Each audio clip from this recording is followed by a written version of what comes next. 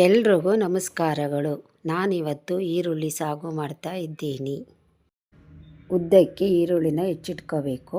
ಒಂದು ಮಿಕ್ಸಿ ಜಾರಿಗೆ ಅರ್ಧ ಕಪ್ ಕಾಯಿ ತುರಿ, 1 ಚಮಚ ಹುರಿಗಡಲೆ, 6 ಲವಂಗ, 5-6 ಪೀಸು ಚಕ್ಕೆ, ಸ್ವಲ್ಪ ಕೊತ್ತಂಬರಿ ಇವಿಷ್ಟನ್ನು ರುಬ್ಕೋಬೇಕು. ಒಂದು ಪಾತ್ರೆಗೆ 50 ಗ್ರಾಮ್ನಷ್ಟು ಎಣ್ಣೆಯನ್ನು ಹಾಕಿ ಅದಕ್ಕೆ ಈರುಳ್ಳಿ ಹಾಕಿ ಚೆನ್ನಾಗಿ ಫ್ರೈ ಮಾಡ್ಕೋಬೇಕು.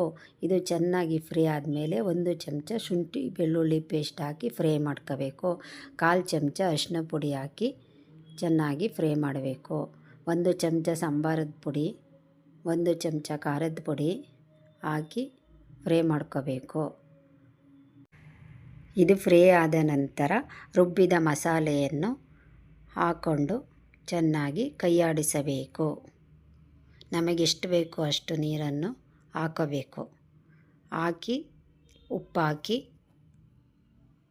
ತಟ್ಟೆ ಮುಚ್ಚಳ ಮುಚ್ಚಿ ಚೆನ್ನಾಗಿ ಬೇಯಲು ಬಿಡಬೇಕು.